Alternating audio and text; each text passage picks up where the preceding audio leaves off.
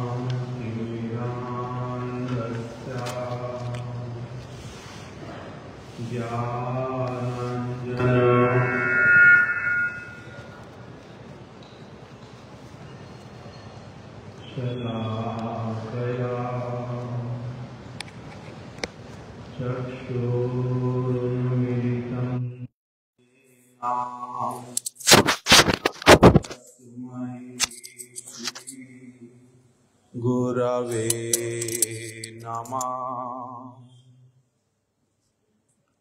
वाञ्छाकल्पतरुभ्यश्च कृपा सिन्धुभ्य एव च पतितानां पावनेभ्यो वैष्णवेभ्यो नमो नमः। श्री कृष्ण चैतन्य प्रभु नित्यानंद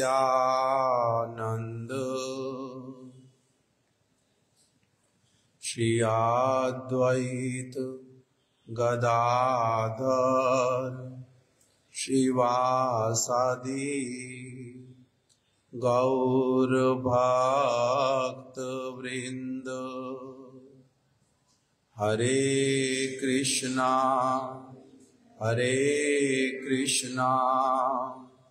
कृष्णा कृष्णा हरे हरे, हरे राम राम राम हरे हरे।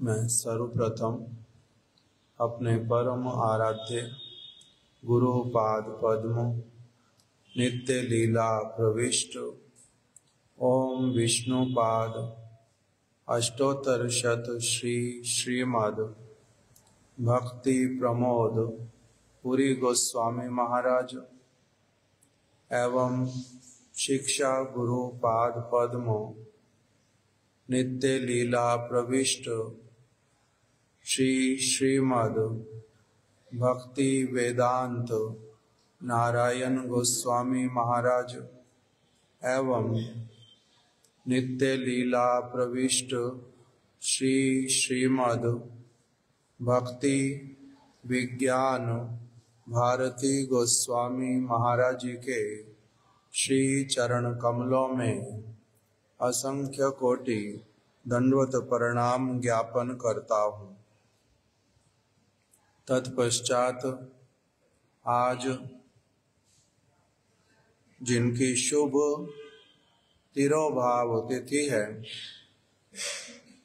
शिला प्रभुपाद जी के निज जन नित्य लीला प्रविष्ट ओम विष्णुपाद अष्टोत्तर शत श्री श्रीमद भक्ति श्री रूप सिद्धांति गोस्वामी महाराज जी के श्री चरण कमलों में भी अपना पुनः पुनः दंडवत प्रणाम ज्ञापन करता हूँ।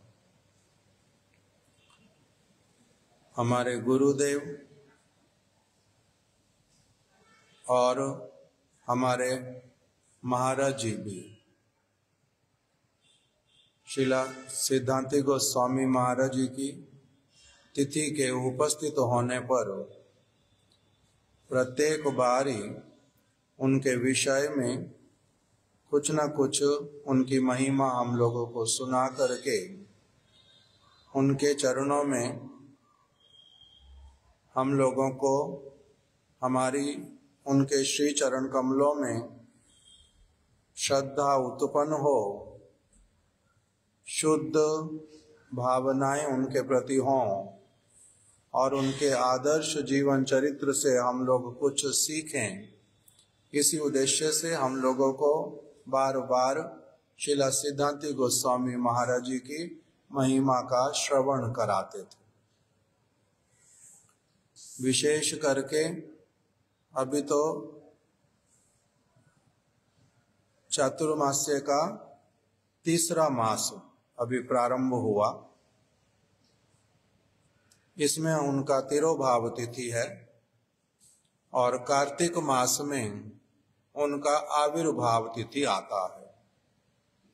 तो गुरुदेव प्रत्येक कार्तिक मास में ही उनकी तिथि के आने पर बड़ी अच्छी तरह से प्रेम पूर्वक हम लोगों को उनका आदर्श जीवन चरित्र जो है वो श्रवण कराते थे।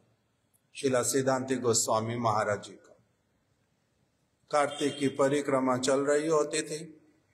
उसमें हमारे श्रीधर महाराज जी, क्योंकि वो श्रीला सिद्धांति गोस्वामी महाराज जी के दीक्षित शिष्य हैं, तो इसीलिए उस दिन गुरुदेव ने भी कथा बोलनी और गुरुदेव ने श्रीधर महाराज जी को भी कथा बोलने के लिए अवश्य ही कहना कि आप भी उनकी कुछ महिमा गाओ। और फिर उत्सव भी होता था प्रत्येक वर्ष, अभी तक भी होता है। हमारे श्रीधर महाराज जी वो सारी व्यवस्था करते हैं उस दिन उत्सव की। तो प्रत्येक वर्ष उत्सव होता था। मुख्य उत्सव का आकर्षण गुरुदेव की हरि कथा सिद्धांति गोस्वामी महाराज जी के विषय में।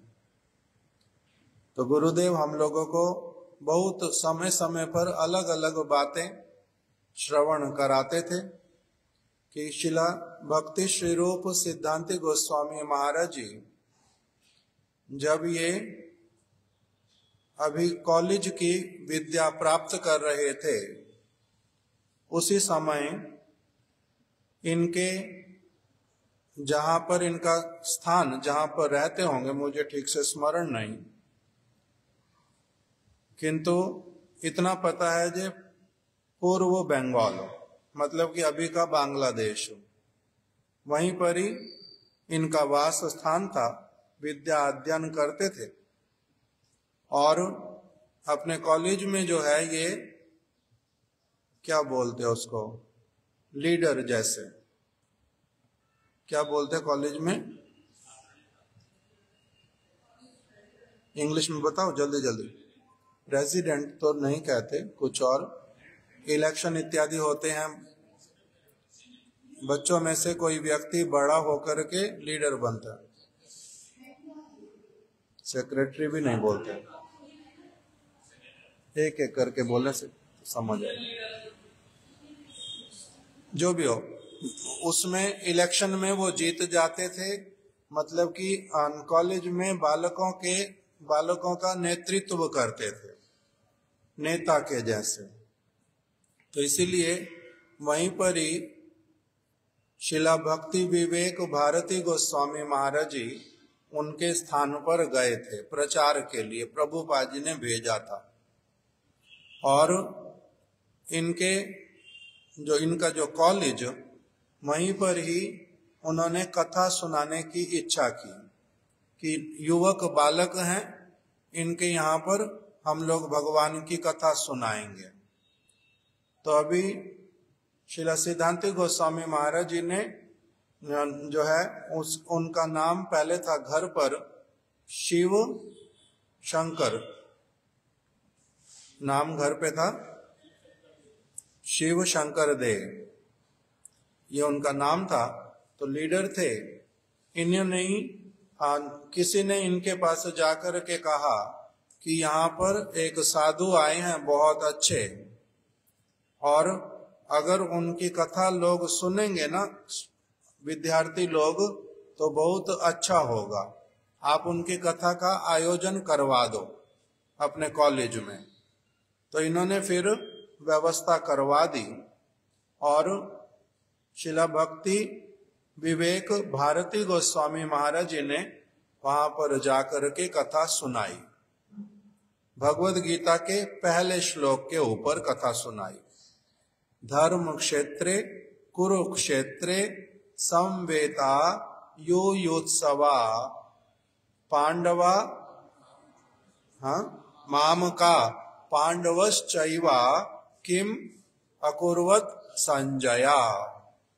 ये जो भगवद गीता का पहला श्लोक, इसकी शिला भारती गोस्वामी महाराज जी ने वहां पर कथा बोली कि किस प्रकार से पांडव लोग और कौरव लोगों के बीच में किस लिए युद्ध हुआ, युद्ध का कारण क्या बना। राज्य, धन, संपत्ति, पद और सारी की सारी चीजों को कंट्रोल करना है, अत्याचार करना है दूसरे के ऊपर, जिसका जो हक बनता है उसको वो नहीं देना। मेरे को लोभ हो गया, लोभ के कारण मैं क्या करूंगा, दूसरे की संपत्ति को हरण करके बैठ जाऊंगा। इस प्रकार की चित्त वृत्ति वाले लोगों के साथ में भगवान को, साधु पुरुष को युद्ध करना पड़ता है, साधु पुरुष को युद्ध करना पड़ता है। इसलिए भगवान ने ही युद्ध करवाया कि ये दुष्ट प्रवृत्ति के, आसुरिक प्रवृत्ति के पांडव लोग, इनका वध होना, ये कौरव लोग, इनका वध होना अवश्यम भावी है। ये लोगों के लिए बहुत दुखदायी, दुख प्रदान करने वाले लोग हैं। इनको हजारों बार अच्छी तरह से समझाने पर भी, प्रेम पूर्वक समझाने पर भी, इनसे केवल 5 गांव मांगने की इच्छा करने पर भी सारा राज्य उनको दे दिया। 5 गांव मांगने पर भी ये शांति पूर्वक जीने नहीं देंगे। इसीलिए युद्ध छोड़ करके और उपाय बचता क्या है। इसीलिए इनका वध होना अवश्यम भावी, इनका वध करना चाहिए। इसीलिए धर्म का पक्ष लेना चाहिए, अधर्म वालों का त्याग करना चाहिए। किंतु धर्म किसको कहते हैं, अधर्म किसको कहते हैं, इसको जब तक कोई अच्छी तरह से समझता नहीं है, तब तक वो कभी पागल की तरह धर्म का पक्ष लेता है, कभी पागल की तरह अधर्म का पक्ष लेता है। क्योंकि बुद्धि नहीं है। अपना स्वार्थ जहां पूरा होता है उसी को ही केवल वो व्यक्ति क्या करता है, स्वीकार करता है। तो इसीलिए हमारे प्रभुपाद जी भक्ति सिद्धांत सरस्वती गोस्वामी ठाकुर, उन्होंने क्या किया है, अभी धर्म के नाम पर जितनी सारी गड़बड़ियां होती हैं उन सारी बातों को वो अच्छी तरह से बतलाते हैं, और शुद्ध धर्म किसको कहते हैं उसकी बात भी वो अच्छी तरह से बतलाते हैं। क्यों? क्योंकि जब एक व्यक्ति शुद्ध वस्तु का स्थापना करता है, किसी को समझाता है, तो उसके लिए अशुद्ध वस्तु का बात करना भी अवश्यम भावी हो जाता है। ये शुद्ध जल है, ये पानीय जल है, पीने योग्य जल है, ये अशुद्ध जल है, ये खारा जल है, ये पीने के लिए नहीं है, कहना पड़ता है। इसी प्रकार श्रीला प्रभुपाद भक्ति सिद्धांत सरस्वती ठाकुर अच्छी तरह से वो बतला रहे हैं कि शुद्ध भगवान की भक्ति के अनुकूल आत्मा के लिए वास्तविक मंगलकारी जो कार्य हैं वो सब क्या हैं, और जो अमंगलकारी क्रियाएं हैं वो सब क्या हैं, इसका अच्छी तरह से वो वर्णन करते हैं। तो इसलिए जिसको भी अच्छी तरह से ये सारी चीजें जानने की कामना है, मैं इस भक्ति श्री भक्ति विवेक भारती गोस्वामी महाराज जी ने कहा, मैं इस स्थान पर कुछ दिनों तक रह रहा हूं, जिसको भी विशेष रूप में जानने की इच्छा हो मेरे पास आ सकते, मेरे से मिल सकते। बड़ी अच्छी तरह से कथा सुनाई। श्रील सिद्धांत गोस्वामी महाराज जी ने उस कथा को बड़ी अच्छी तरह से जब सुना, हृदय में उस वस्तु ने एक आघात किया, अच्छी तरह से कुछ बातों को समझने के लिए प्रेरणा दी। तब फिर श्रीला भारती गोस्वामी महाराज जी का कुछ संग किया, और थोड़े समय के बाद में उनके घर में अनुकूल परिस्थिति नहीं थी। माता पिता भजन के लिए भेजना चाहते नहीं, और उल्टा साधुओं के दोष जो होते हैं वो उनको गिनवाते हैं। साधुओं के तो दोष होते नहीं, असाधु व्यक्ति साधु का वेश धारण करके ढोंग करने वाले, गड़बड़ करने वाले, उन लोगों की बातें उनके माता पिता सुनाते और कहते साधुओं की बातों में आना नहीं, उनकी बात मानना नहीं, उनका संग करना नहीं।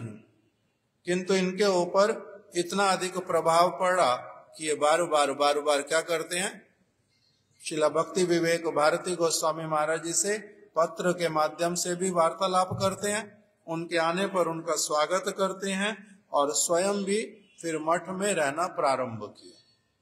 मठ में आ गए, पढ़ाई छोड़ दी कि मेरे को और पढ़ाई नहीं करनी, मठ में आ गए।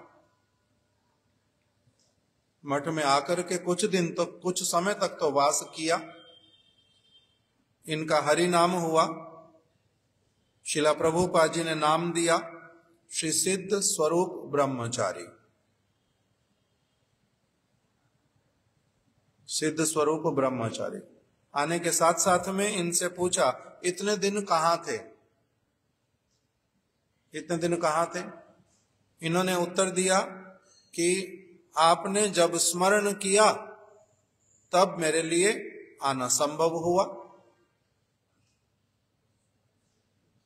उस प्रकार से रहने लगे कुछ समय, किंतु वहां इन्होंने देखा कि उस प्रभुपाद जी के पास में जो लोग रहते हैं, ये लोग बहुत बड़े बड़े विद्वान,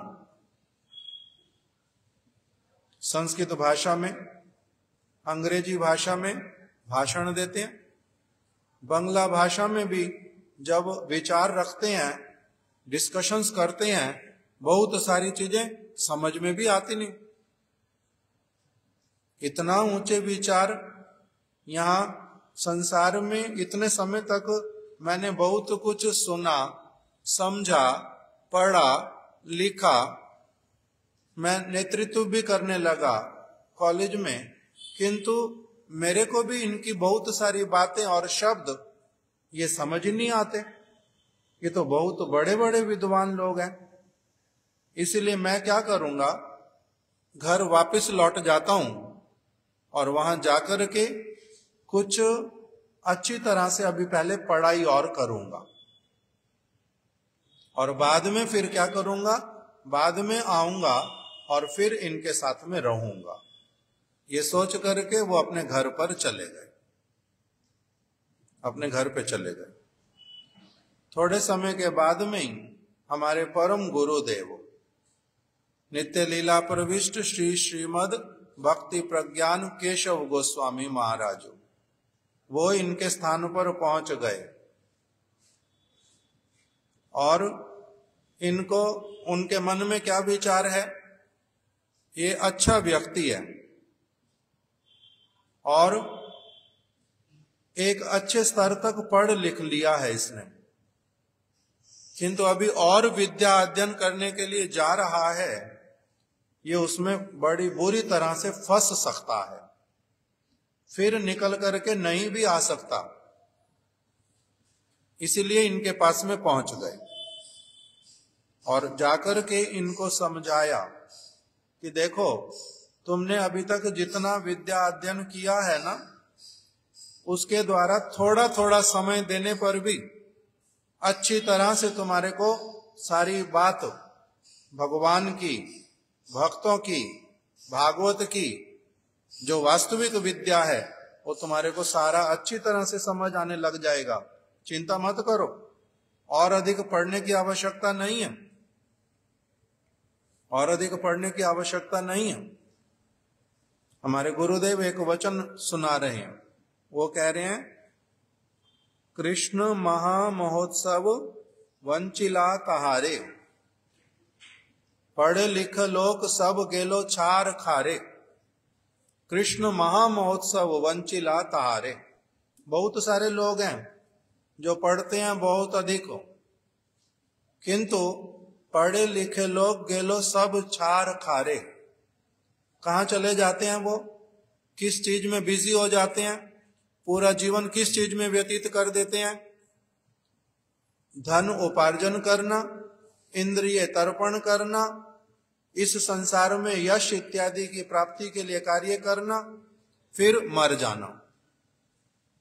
और अगर अधिक अधिक कुछ करते रहते हैं तो इस जगत के चीजों को लेकर के ही उसी में घूमते फिरते रहते। आत्मा, भगवान, भगवान का धाम, वैकुंठ, वहां की वस्तुएं, आत्मा का स्वरूप, ये सारी चीजों को बिल्कुल भी नहीं जानते, उसके विषय में चर्चा ही नहीं करते। क्यों? क्योंकि उन्होंने क्या किया, केवल जागतिक विद्या प्राप्त की है।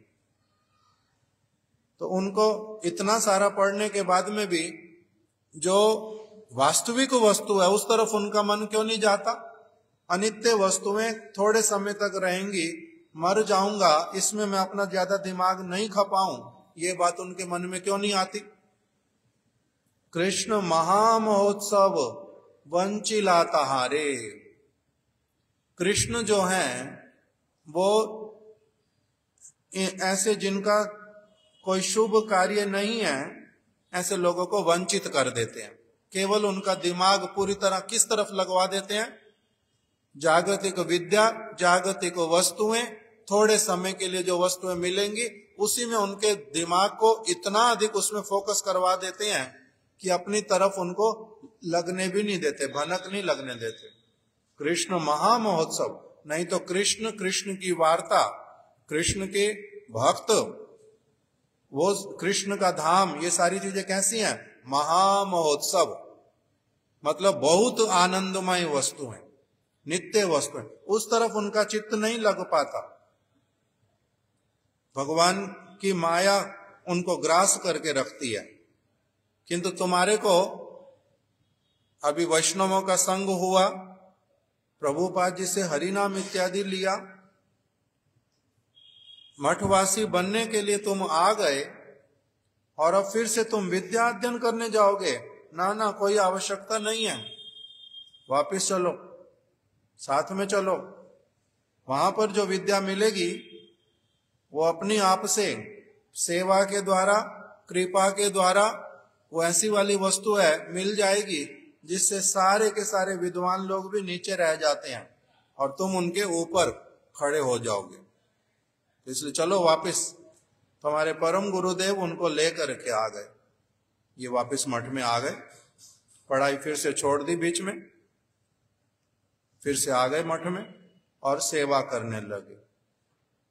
अच्छी तरह से वस्तुओं को ग्रहण करते थे। गुरुदेव बताते थे कि परम गुरुदेव कभी कभी कलकत्ता में मंडी में भिक्षा करने के लिए जाते थे, सब्जी मंडी में भिक्षा करने के लिए जाएंगे, इनको अपने साथ में ले लिया। श्री सिद्ध स्वरूप ब्रह्मचारी जी को। परम गुरुदेव का नाम श्री विनोद बिहारी ब्रह्मचारी। परम गुरुदेव इनसे सीनियर। दोनों भिक्षा करने के लिए इकट्ठे गए। 2 बोरे जो हैं वो भर गए सब्जियों के। एक बड़ा बोरा भारी है, एक थोड़ा छोटा बोरा, उसमें कम सब्जी, कम भार है। अभी परम गुरुदेव बोलते हैं मैं तुम्हारे से बड़ा हूं, इसलिए मेरे को बड़ा वाला बोरा उठाना, तुम छोटे वाला उठाओ। मैं तुम्हारे से बड़ा हूं, मैं बड़ा वाला बोझा उठाऊंगा। और ये कहते हैं कि आप मेरे से बड़े हो, इसलिए आपको छोटा बोरा उठाना चाहिए। मैं छोटा हूं, युवक हूं, अधिक मेरी शरीर में शक्ति है, मेरे को बड़ा वाला उठाना है। तो दोनों में खींचातानी होती, मैं ज्यादा उठाऊंगा, मैं कम उठाऊंगा। बात करते करते क्या होता है, जो ज्यादा उठाएगा उसको ज्यादा कृपा मिलेगी, जो कम उठाएगा उसको कम कृपा मिलेगी। तो मैं क्यों कम कृपा लूं, अधिक सेवा करके अधिक वाला कृपा प्राप्त करूंगा। ऐसे करके हमारे परम गुरुदेव के साथ में इनका बड़ा प्रीतिपूर्वक संबंध था। ये बड़ा वाला बोझा उठाते, परम गुरुदेव को नहीं उठाने देते। तो अभी गुरुदेव ये वाली बात बताते थे। दूसरा इसीलिए कहते हैं हमारे परम गुरुदेव के साथ में इनका सारा जीवन, ये बड़ी कृतज्ञता रखते थे हमारे परम गुरुदेव के प्रति। मुख्य रूप से सब समय रहते थे शिला भक्ति विवेक भारती गोस्वामी महाराज जी के साथ में। एक दिन शिला भक्ति विवेक भारती गोस्वामी महाराज, उनसे ही सबसे पहले कथा सुनी। उन्हीं अपने गांव में उन्हीं के साथ अधिक संबंध हुआ और उन्हीं के साथ में फिर प्रचार में भी जाते थे, प्रभुपाद जी भेजते थे। अभी प्रचार में गए एक स्थान पर, तो शिला भारती गोस्वामी महाराज जी ने कोई बात बोली, शिला भक्ति विवेक भारती गोस्वामी महाराज जी ने कोई बात बोली और इन्होंने उसको ठीक ठीक समय पर वो काम किया नहीं।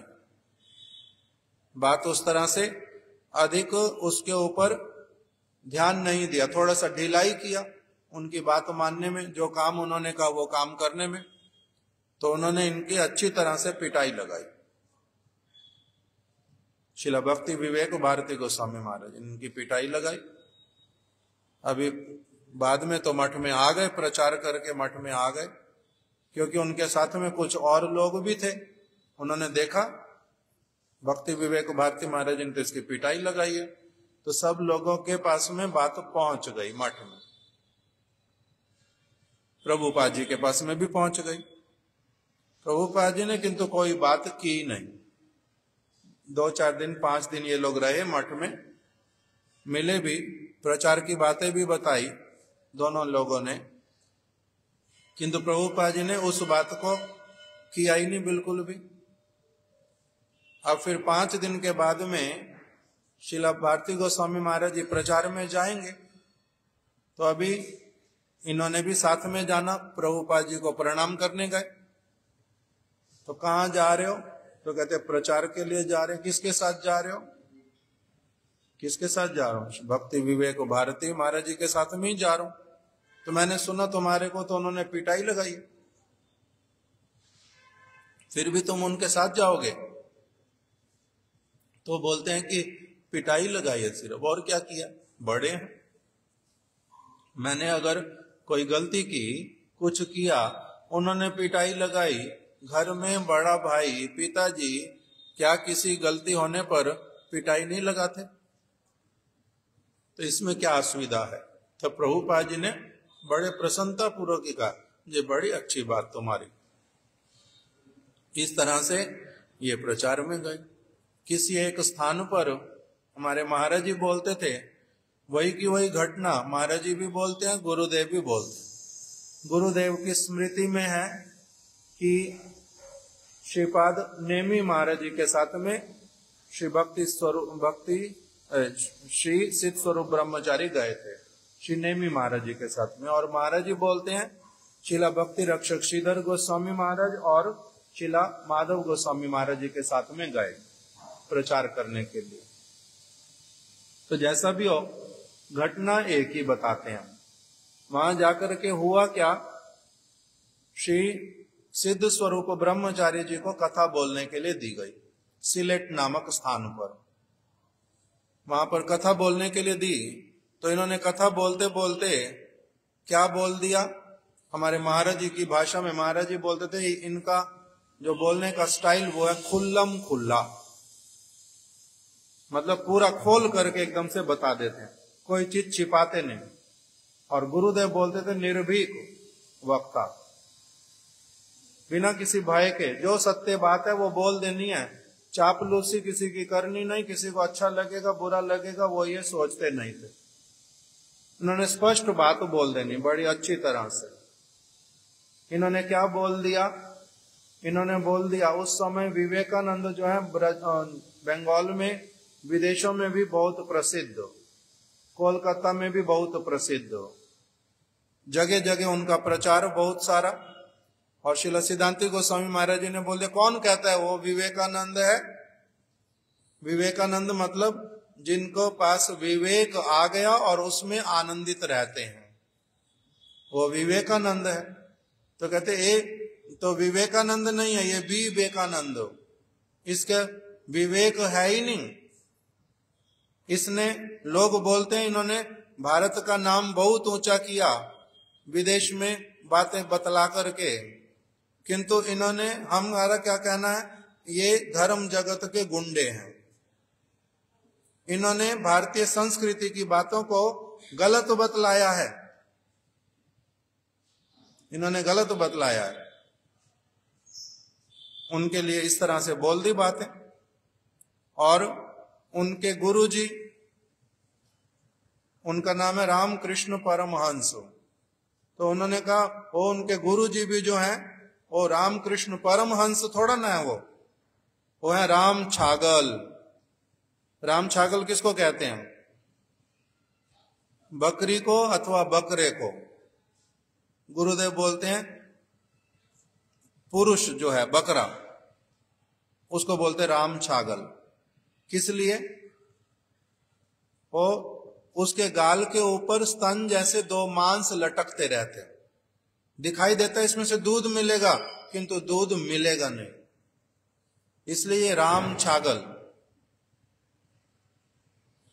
दिखने में साधु जैसा, किंतु इनके द्वारा बतलाई गई बातें कभी किसी को वास्तविक मंगल प्रदान नहीं करेंगी। ये राम छागल। रविंद्रनाथ टैगोर, बंगाल में उनको बोलते रविंद्र ठाकुर, उन्होंने, उनको मिला नोबेल पुरस्कार, विदेश में नोबेल पुरस्कार, इसका मतलब सब जगह ख्याति है।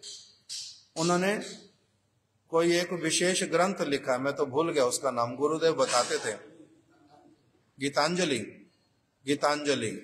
उसमें बड़े सारे गीत लिखे, कुछ कुछ गीता की भाषा लेकर के लिख दिए, किंतु बहुत सारी चीजों में उन्होंने संसार की बातें भी उसमें घुसा दी, शुद्ध भक्ति की बातें उसमें नहीं है, बहुत सारा गड़बड़ है उसमें, किंतु साधारण लोगों को वो बात पता नहीं चलती।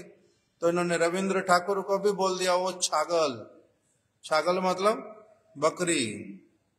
बकरी छागल की ना खाए, पागल की ना बोले। बंगाल में एक कहावत है, पागल की ना बोले, छागल की ना खाए। बकरी ऐसी कौन सी चीज है जो बकरी नहीं खाती? जो कुछ उसके सामने डाल दो और सारा दिन खाती है। और पागल की ना बोले, और पागल व्यक्ति जब बोलेगा तो वो कब क्या कैसा कुछ भी बोलता जाएगा, पागल है। तो इन्होंने बोल दिया रविंद्रनाथ ठाकुर जो है वो कौन है? पागल, मतलब कि बकरी, छागल जैसे जो इच्छा बोलते हैं। ये सारी बातें जब लोगों ने सुनी, इन्होंने तो एक एक लाइन में केवल बोल दी। लोग बहुत सारे कथा सुनने वाले सिलेट में, लोगों में एकदम से अफरा तफरी मच गई वहां पर, क्योंकि उनके लोग बैठे थे। उन्होंने फिर बड़ा हाय हुल्ला किया, सभा भंग हो गई, आगे इनको कथा बोलने नहीं दी, परेशानी खड़ी हो गई। जैसे कैसे करके कथा तो हो गई, अभी उसके बाद में फिर मतलब उस दिन तो बंद हो गई सभा, कोई ज्यादा असुविधा नहीं हुई, नहीं तो मार पिटाई होने जैसी अवस्था थी। तो इसीलिए प्रभुपाद जी के पास बात पहुंच गई कि सिद्ध स्वरूप ब्रह्मचारी के कारण हमारी सभा जो है ये क्या हो गई, भंग हुई है। इसने ऐसे इतना खुल करके बोल दिया, सारा कुछ छुपा करके भी बोला नहीं, उनकी बातें बोल दे, नाम ना बोले कि जो ऐसा कहते हैं जो ऐसा करते हैं वो गलत है, ऐसे कुछ बोल देते तब तो फिर भी ठीक होता, किंतु इन्होंने तो खोल करके सारा कुछ बोल दिया। तो इसलिए बड़ी असुविधा हुई। आगे हम शायद यहाँ पर प्रचार करने के लिए नहीं आ पाएंगे। तो प्रभुपाद जी ने बोला, उसने ए भाई उस तरफ बैठे, जहाँ पुरुष लोग बैठे उस तरफ बैठे।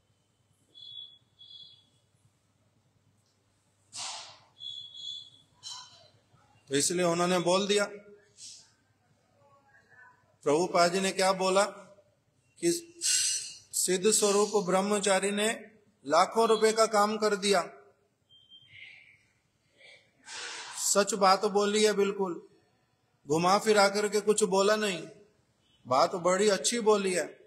हम कोई घूंघट ओढ़ करके प्रचार थोड़ा ना करने के लिए आए हैं, हम कोई अपनी मनगढ़ंत बातें थोड़ा ना बोल रहे हैं। वेद व्यास जी ने जिसको साधु कहा है हम उसको साधु कहते हैं, जिनको वेद व्यास जी ने कहा लक्षणों के अनुसार ये साधु है या नहीं है, जिसमें लक्षण नहीं है वो वाले, हम उसको साधु कैसे कहेंगे। इन्होंने जो बात बोली है, लाख रुपए की बात बोली है, बड़ा अच्छे से उल्टा इन्होंने प्रचार कर दिया। ऐसे वाला निर्भीक वक्ता होना ही चाहिए। मैं बड़ा प्रसन्न हुआ इससे। तुम दुखी हो रहे हो, प्रोग्राम नहीं होंगे, प्रोग्राम बहुत होंगे। अगर दुष्ट लोगों का प्रोग्राम कराने वाले लोग हैं तो जो सत्य बात बोलने वाले उनको भी अप्रिशिएट करने वाले और उनकी बात सुनने वाले भी बहुत लोग हैं। क्या चिंता करते हो।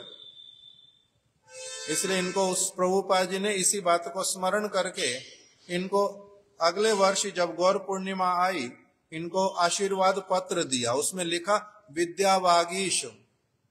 इसने विद्या को अच्छी तरह से सीख लिया है और ये उसको लोगों को समझाने में एकदम से कैसा बन गया है, वाणी सरस्वती इसकी जिह्वा पर बैठी है। वागीश, वागीशा यस्यावदने, वागीशा मतलब वाग की ईश्वरी, वाणी की ईश्वरी सरस्वती, वागीश। वो इसके जिह्वा पर विराजमान होकर के उन्होंने सत्य बात इनसे कहलवाई है, इसलिए इनका नाम दे दिया क्या, विद्या वागीश। बड़े प्रसन्न हुए इनसे। तो इसलिए हमारे गुरुदेव कहते थे कि इन्होंने फिर क्या किया, बाद के समय में इन्होंने एक बहुत विशेष कार्य किया जो हमारे परम गुरुदेव भी करना चाहते थे, बहुत इच्छा थी उनकी, वेदांत सूत्र का ठीक ठीक रूप में प्रकाशन करना, भागवत के श्लोकों के साथ उसको मिलाना। जो लोग वेदांत की बात जानते हैं वो ये बात समझ जाएंगे कि परम गुरुदेव क्या चाहते थे। तो इन्होंने उसी ग्रंथ के ऊपर काम किया, बड़ा कठिन काम, और इन्होंने उसको बड़े विस्तार से काम किया, बड़े सारे पंडितों के साथ बैठ करके काम किया, बहुत वर्ष लगा करके काम किया। हमारे गुरु महाराज जी श्रील भक्ति प्रमोद पुरी गोस्वामी महाराज जी ने भी इनको पत्र लिख करके बहुत अधिक इनका प्रशंसा किया, धन्यवाद दिया बहुत अधिक कि आपने इतना अच्छा काम इतना मेहनत के साथ में कर दिया, हम लोग आपके ऋणी हैं, इतना अच्छी तरह से किया। हमारे गुरुदेव सभी लोग बड़े प्रसन्न होते, उन्होंने इतना बड़ा ग्रंथ काम किया। केवल वही किया हो, गुरुदेव बोलते थे इन्होंने उपनिषदों पे भी काम किया, 11 उपनिषद जो मुख्य, उन सब का अनुवाद करना, उसके ऊपर अपनी विस्तृत टीका लिखनी, टीका लिख करके दी उपनिषदों पे। फिर गुरुदेव बोलते थे इन्होंने उद्धव संदेश उसको लिखा, गीता उसको प्रकाशित किया टीकाओं के साथ में, बलदेव विद्याभूषण जी की टीका और श्री विश्वनाथ चक्रवर्ती ठाकुर जी की टीका, वो भी इन्होंने लिख करके दी। फिर बिंदु किरण कणा 3 ग्रंथ हैं, भक्ति रसामृत सिंधु बिंदु, उज्ज्वल नीलमणि किरण और भागवतामृत कणा, तीनों पे इन्होंने काम किया। हमारे गुरुदेव ने इन्हीं के ग्रंथों को लेकर के उसी को देख के अनुवाद किया सारा। बिंदु किरण कणा इन्हीं 3 वैष्णव पणा। अगर कोई कहता है मैं वैष्णव हूं और उसको इन 3 ग्रंथों में लिखी हुई बातें नहीं पता तो वो वैष्णव नहीं हो सकता। इन्होंने वही तीनों ग्रंथ प्रिंट किए थे, गुरुदेव ने उससे अनुवाद किया। भगवद गीता का भी उनसे लेकर के गुरुदेव ने हिंदी में, फिर अंग्रेजी में सर्वत्र उसका प्रचार हुआ। फिर अभी वेदांत सूत्र भी उनके वाला लेकर के गुरुदेव ने काम करवाना प्रारंभ किया था। तो इसलिए इनके ग्रंथों के आधार पर हमारे गुरुदेव ने बड़े सारे ग्रंथों को प्रिंट किया। इसलिए गुरुदेव हमारे को बोलते थे, जो देखो ये गए थे विद्या अध्ययन करने, कि मैं यहाँ पर प्रभुपाद जी के शिष्य इतने सारे विद्वान लोग हैं, तो मेरे को क्या करना, मेरे को पहले अधिक पढ़ाई करके आनी।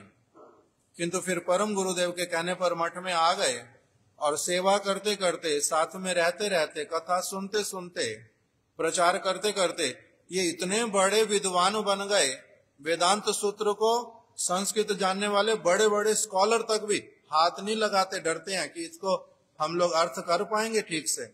और इन्होंने क्या किया, उसको टीकाओं के साथ में भागवत की चीजों को लेकर के, चैतन्य चरितामृत को लेके अच्छी तरह से प्रिंट कर दिया। ये कौन सी यूनिवर्सिटी है, कहाँ विद्या अध्ययन किया इन्होंने। तो इसलिए गुरुदेव बोलते थे, देखो हरिदास ठाकुर, उनको एक अक्षर लिखना भी नहीं आता था, किंतु नाम के आचार्य, और कैसे उनके ऊपर भगवान की कृपा, महाप्रभु की कृपा, कैसे इतना अधिक विद्वान बन गए। वो इतना श्रेष्ठ सारी वस्तुओं को उन्होंने पकड़ लिया, क्योंकि उन्होंने भक्तों का संग किया, शुद्ध भक्तों का।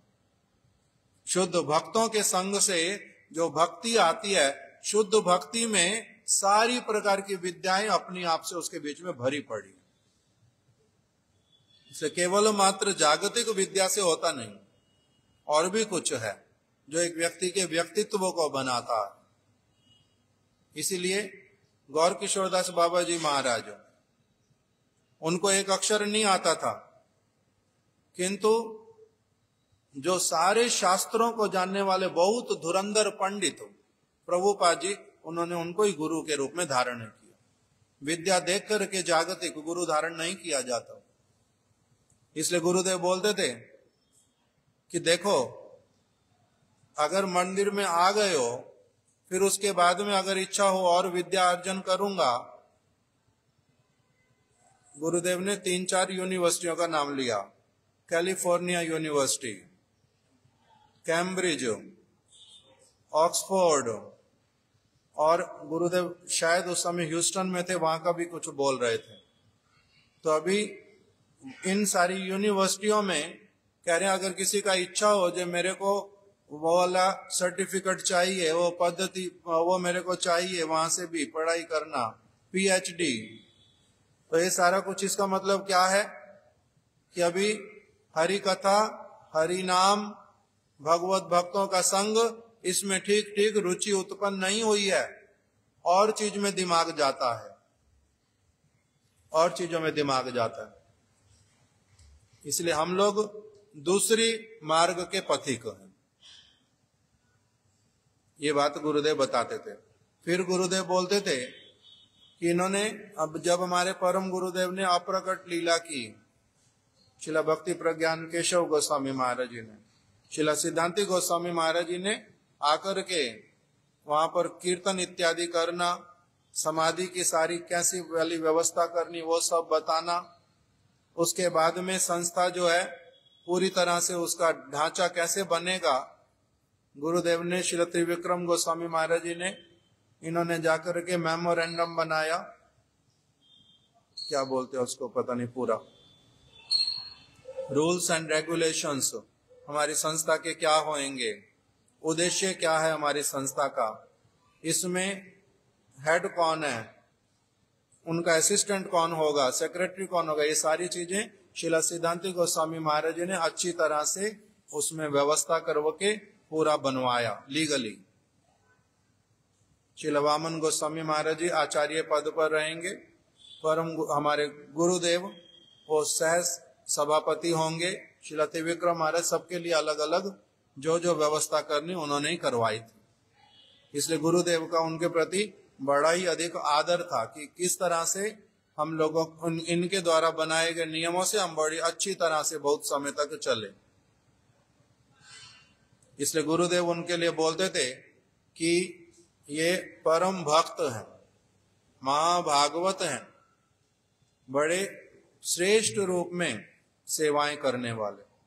गुरुदेव इनके मठ में जो प्रसाद मिलता था, गुरुदेव उसकी भी बड़ी प्रशंसा करते थे कि बड़े इनके मठ में प्रसाद, ठाकुर जी के लिए जो भोग इत्यादि बनेगा, भक्तों को जो प्रसाद देंगे, बहुत उत्तम क्वालिटी का।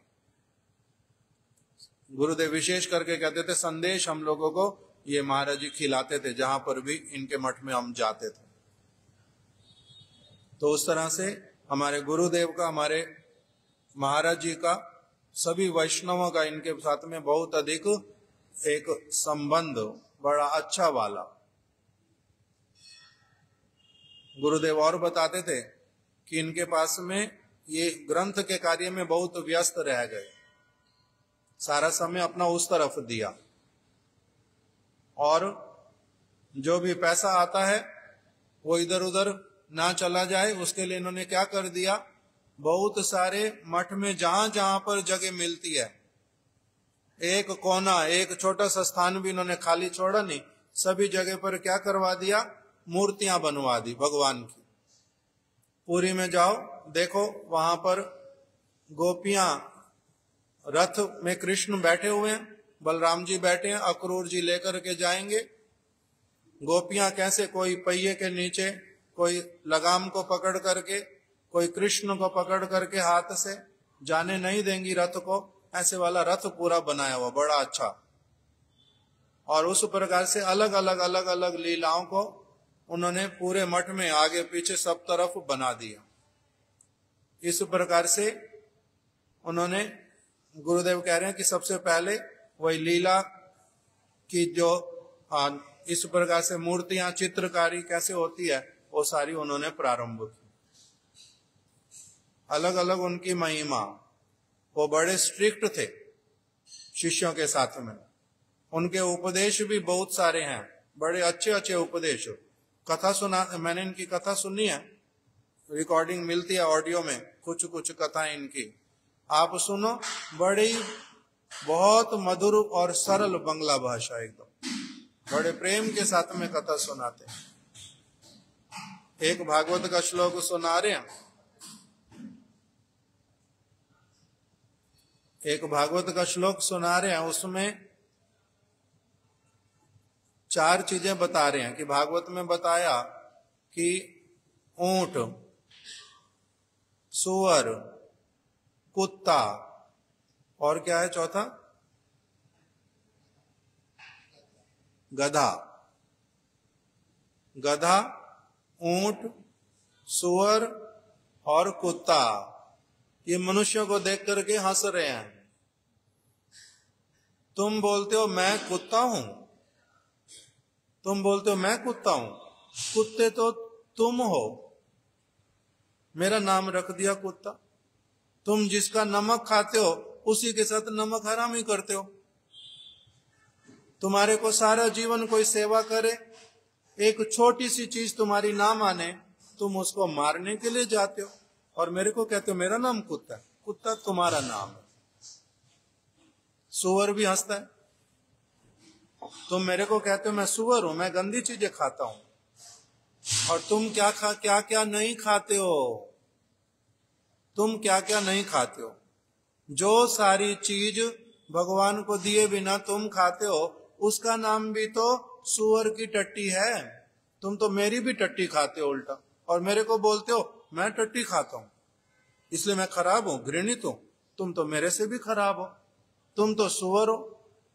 सुअर ऐसे बोलते। गधा बोलते, मेरे को गधा क्यों बोलते हो, कि मैं ढोता हूं अपने ऊपर सामान बहुत सारा, और मैं उसको खाता नहीं हूं, मेरे को पता नहीं चलता कि मैं क्या क्या ढो के चल रहा हूं। तुम्हें पता चलता है, तुम सारा जीवन क्या क्या ढोते जा रहे हो, उसमें से तुम्हें किस चीज के लिए ढो रहे हो, क्या आस्वादन मिलता है तुम्हारे को भी पता है। मेरे को सोचते हो मैं गधा हूं, गधा तो तुम हो। ऊंट क्या कहता है, ऊंट कहता है तुम मेरे को कहते हो ये कैसा है, कैक्टस खाता है, जीभ इसकी छिल जाती है, खून अपना पीता है और फिर भी बड़ा आनंदित होता है। नमकीन है बड़ा, ऊंट को खून पीना अच्छा लगता है, नमकीन अपना। कैक्टस खाता है, उसको लगता है कैक्टस बहुत अच्छी चीज है, स्वाद बड़ा अच्छा है, किंतु कैक्टस का स्वाद नहीं होता, उसको पागल है पता नहीं चलता। वो कैक्टस उसकी जीभ को काट देता है बार बार कांटों से, खून निकलता है, खून ही पीता है अपना और नमकीन लगता है बड़ा, कहता है कैक्टस बड़ा स्वादिष्ट। तो फिर ऊंट कह रहा है तुम मेरे को इसलिए ऊंट कहते हो ना कि हूं इतना बड़ा, किंतु मेरे में इतनी सी अक्ल भी नहीं है। तुम तो सोचो अपने बारे में। मनुष्य को कहते हैं कि ये सारी योनियों में सबसे श्रेष्ठ है, सबसे श्रेष्ठ है। अच्छा, सबसे श्रेष्ठ होकर के भी ऐसे वाले काम कर लेता है जो कोई भी पशु नहीं करता। ऐसे वाले काम भी मनुष्य होके कर लेते हो। तो मैं ऊंट हूं, तुम तो सबसे बड़े, तुम सारी योनियों में तुम्हारा नाम सबसे बड़ा, मनुष्य शरीर मिला, बड़ा सौभाग्य का शरीर मिला, किंतु तुम कर क्या रहे हो? अपना ही खून पीते हो और अपने खून को नष्ट करते हो और फिर भी कहते हो मैं मनुष्य हूं।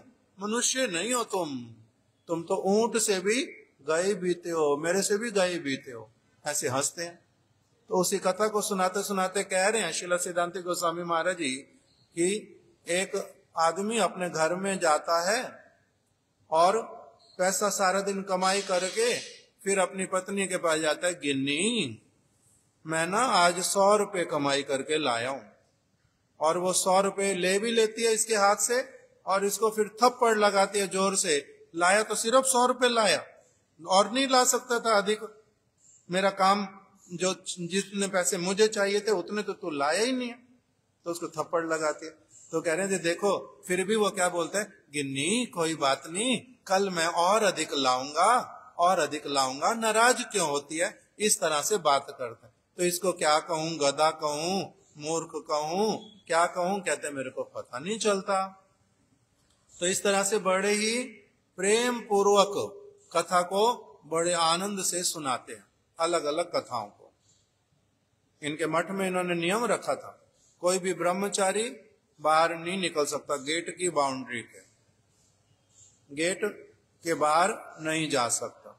अगर जाना बोल के जाना पड़ेगा, अगर जाना किसी दूसरे को भी साथ लेके जाना पड़ेगा, अकेला किसी जगह नहीं जा सकता, किसी जगह नहीं जा सकता। और जिसको जाना बिना बताए जाना, वो बाहर ही रहो, फिर अंदर आनंद है। इसलिए इनके मठ में बहुत कम लोग, मठ भी ज्यादा नहीं है, 2-3 मठ, ज्यादा होते नहीं, ऐसा शासन कौन स्वीकार करेगा। खिड़की इनके मंदिर में नवद्वीप में एक खिड़की लगी हुई थी। कोई व्यक्ति संकीर्तन करते जा रहे थे, इनके शिष्य शिला सागर महाराज जी वो खिड़की से बाहर झांक करके देखने लगे। इन्होंने देख लिया, उसी समय उनको बोलते हैं वहां से हटो, अभी अभी मिस्त्री को बुलाओ, सीमेंट ईंटें लाओ, इस खिड़की को बंद कर दो। बाहर का कुछ देखना नहीं, अगर हमारे साथ रहना तो बाहर में क्या चल रहा क्या नहीं चल रहा वो देखना मना, और साथ साथ में सचमुच में खिड़की की चिनाई करा दी। थोड़ी देर भी रोके नहीं।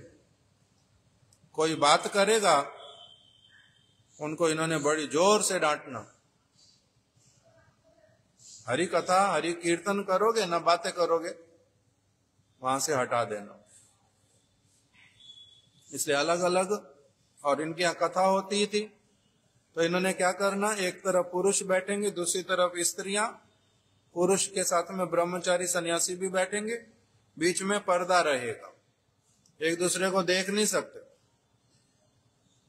केवल जो कथा बोल रहे हैं, ये कथा जो बोलेंगे तो ये ऐसे वाले जगह पर बैठेंगे, इनको दोनों लोग देख सकते, ये भी दोनों को देख सकते, किंतु स्त्रियां और पुरुष परस्पर में एक दूसरे को नहीं देख सकते। उसके बीच में पर्दा लगा करके रखते, पर्दा लगा करके रखते थे। इस प्रकार से इनके बड़े सारे सख्त नियम भी थे, अलग अलग बहुत सारी इनकी महिमा। आज यहीं तक ही कथा को विश्राम देते हैं, समय हो गया, फिर कभी और इनकी चीजें हम श्रवण करेंगे। इनके जो शिक्षा, इनका जो आचरण, इनके जो उपदेश, वो सचमुच में हम लोग उनको आदर पूर्वक ग्रहण कर सकें, उसी प्रकार से चल सकें, यही उनके श्री चरण कमलों में प्रार्थना है। वांछा कल्पतरुभ्यश्च कृपा सिंधुभ्य एव च पतितानां पावनेभ्यो वैष्णवेभ्यो नमो नमः। स्त्री और पुरुषों की दरी एक जैसी, एक दरी नहीं होएगी, उसको अलग अलग रखेंगे, कभी मिला नहीं सकते। दरियां फोल्ड करके रखेंगे, स्त्रियों की दरियां अलग तरफ रखी जाएंगी, पुरुषों की अलग तरफ रखी जाएंगी। आजकल के लोग स्वीकार कर पाएंगे? बोलेंगे हो स्त्री पुरुष एक होते हैं, क्या अलग अलग होता है? किंतु कुछ अलग है, कुछ मर्यादा, सारी चीज होनी चाहिए। इस चीज को कोई, अभी बहुत सारे लोग इसको समझना चाहते ही नहीं। उनको लगता है ये पुरानी बात है, खराब बात है, किंतु खराब नहीं, उल्टा मंगलकारी बातें हैं, वो इसको नहीं धारण कर पाते। हरे कृष्ण। जय नित्य लीला प्रविष्ट श्री श्रीमद भक्ति श्री रूप सिद्धांति गोस्वामी महाराज की जय। उनकी शुभ तिरोभाव तिथि की जय। गौर प्रेमानंदे हरि हरि।